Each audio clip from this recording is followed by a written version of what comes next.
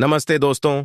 आज के वीडियो में हम बात करेंगे भारत के सबसे भयावह सीरियल किलर रामाण राघव के बारे में।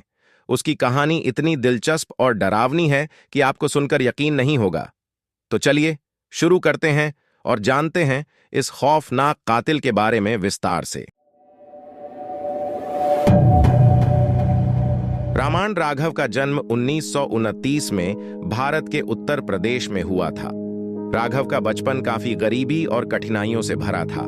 जब वो बड़ा हुआ तो मुंबई में बसने चला आया।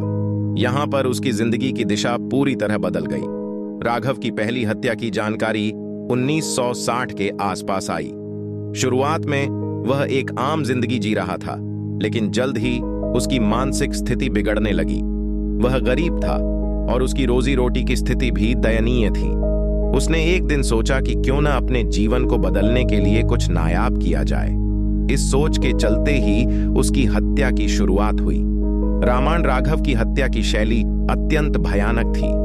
वो अपने शिकार को किसी बहाने से अकेला करके उसके सिर पर लोहे की रॉड या पत्थर से हमला करता था। उसके लिए यह सब कुछ बेहद सामान्य और साधारण था। वह हत्याओं को इस तरह अंजाम देता कि कोई भी शक नहीं कर सके। राघव का एक पैटर्न था। वह आमतौर पर चाय की दुकानों पर या सुनसान इलाकों में अपने शिकार को ढूंढता था। जब वह किसी को अकेला पाता तो उसके साथ बैठकर दोस्ती करता और फिर मौका मिलते ही हमला कर देता। उसकी हत्या के बाद वह अक्सर हत्या के स्थल पर ही रह जाता, जैसे कि उसे किसी भी चीज की परवाह नहीं थी। राघव ने कुल मिलाकर 23 लोगों की हत्या की। इनमें महिलाएं, बच्चे और बुजुर्ग शामिल थे। उसकी प्राथमिकता गरीब और बेघर लोगों पर थी, क्योंकि वे उसे आसानी से शिकार मिलते थे। उसकी हत्याओं की विशेषता यह थी कि उसने किसी भी प्रकार का पैटर्न या जानबूझकर कोई विशिष्ट तरीका अपनाया था। जब पुलिस को राघव के बारे में जानकारी मिली तो मामला काफी जटिल हो गया। राघव ने हत्या करने के बाद खुद को पुलिस के सामने पेश किया और खुद ही अपनी हत्याओं का कबूलनामा किया। हालांकि पुलिस ने उसकी गिरफ्तारी में काफी मेहनत की। राघव ने पुलिस को अपने बयान में अपने हत्याओं की जानकारी दी और खुद को पकड़वाने का कोई मौका नहीं छोड़ा। 1968 में उसकी गिरफ्तारी के बाद पुलिस ने उसे विभिन्न मामलों में दोषी ठहराया और मामले की जांच के दौरान उसके खिलाफ सबूत इकट्ठा किए। अदालत ने रामाण राघव को अपनी हत्याओं के लिए दोषी पाया और उसे मौत की सजा सुनाई।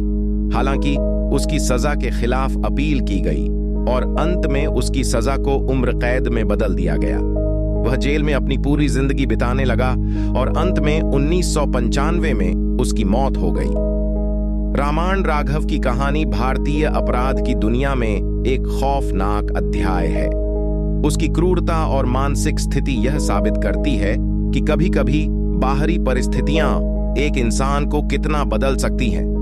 उसकी कहानी हमें यह भी सिखाती है कि समाज में कमजोर और गरीब लोगों की सुरक्षा कितनी महत्वपूर्ण है। दोस्तों, अगर आपको हमारा वीडियो पसंद आया हो तो कृपया लाइक और सब्सक्राइब जरूर करें। अगर आपके पास इस केस से जुड़ी कोई और जानकारी हो या आपके कोई सवाल हो तो कमेंट में जरूर बताएं। धन्यवाद और मिलते हैं अगले वीडियो में।